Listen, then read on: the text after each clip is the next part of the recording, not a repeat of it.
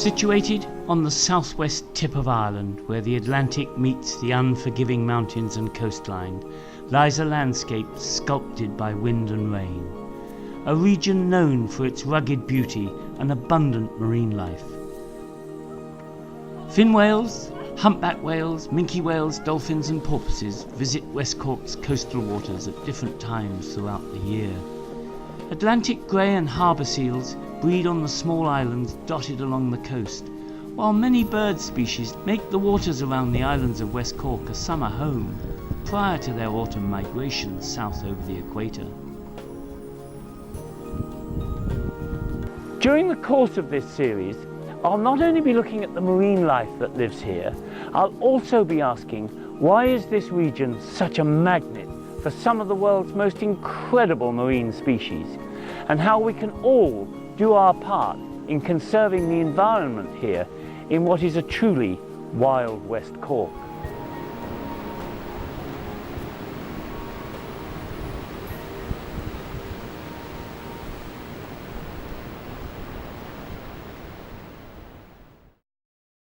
Since the dawn of commercial whale watching in the 1950s, humpback whales have been wowing whale enthusiasts the world over.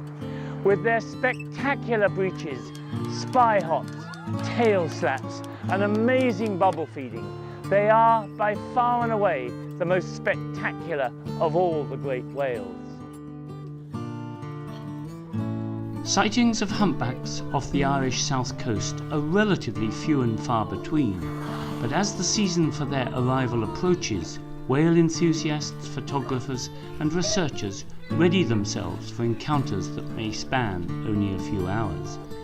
Rarely do humpbacks remain in one area for any great length of time. Encounters with humpback whales along the south coast of Ireland are with animals coming in to feed on a variety of shoaling fish. They have been recorded feeding on sprat in West Cork using the bubble net feeding technique first observed in Alaskan waters, a feeding behaviour usually associated with groups of whales, but individual animals have been recorded off Baltimore using this unusual method of feeding. Individual animals are recognised by the unique pattern of black and white markings on the underside of the tail. No two animals are the same. By photographing this pattern and comparing it with images taken during previous encounters, enthusiasts have established that many of the animals we see off the south coast of Ireland are regular visitors, coming back year after year.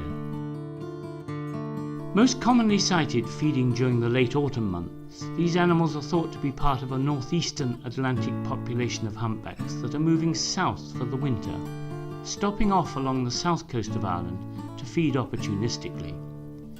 Occasional sightings off the south coast in January may suggest that some individuals, probably non-breeding stock, remain feeding into the spring months. My colleague Aidan Coffey, an experienced marine mammal photographer, has been taking pictures of great whales off West Cork for many years. His images of humpbacks have contributed significantly to our knowledge of the activity of these animals off the West Cork coast. I originally started going down to Baltimore in West Cork in the early 1980s, and at that stage nobody really mentioned whales at all. They were just something that weren't there. And I continued to go there, and as the years progressed, whale watching became a bigger and bigger part of Baltimore, and various whale watching boats started operating. I started going out with them and started seeing the whales. And from there I developed an interest in photographing all sorts of wildlife. And the whale operator boats were very good in that they'd call me and tell me when there was interesting wildlife around. And you regularly got these calls, have you got your camera? So that would mean you grab everything and you rush down to the harbour as fast as possible. Well, one morning at 5 o'clock in the morning, I got, have you got your good camera? And that was for a reported sighting of an orca attacking some dolphins, which we went out and we never found, but that was what we were going for. And it's worth getting up at 5 o'clock in the morning for something like that and bringing the good camera. I think the main thing about humpbacks that makes them photogenic is their activity levels. They're somewhat like a large dolphin. They tend to like jumping around the place. They wave their tails out of the air. They hoover along the surface, lunge feeding with their mouths wide open. They're quite happy to jump right out of the water on occasions. And they engage in this activity called bubble netting or bubble feeding, where they lay a circle of bubbles to enclose the fish, and then they surface in the middle with their mouths wide open. And that's particularly fantastic from a photographic point of view, because you know exactly where the whale is going to surface and when.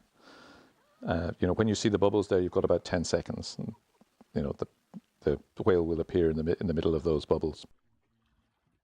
If you're looking for humpbacks or for any whales, the first thing to look for is a lot of bird activity. And if you're out on a calm day and you see lots of birds flying around in a particular area, that probably suggests fish. And if there's fish there, you'll start to get dolphins and whales if they're around. The next challenge is keeping your camera steady. If you're out in a very light boat like a rib, and there's even a slight swell running, the rib will be moving up and down quite a lot. It's better to be in a big, heavy boat once you've found the whales. On the other hand, that's a slower boat, and it might be harder to find them in the first place because you can't move around so quickly to find them. So you've swings and roundabouts there. You've got to get close enough to them to get a decent shot. You probably want to be within about 100 meters or so of them. And it's not really practical to use a very long lens, handheld on a boat. It can be tricky to hold it steady.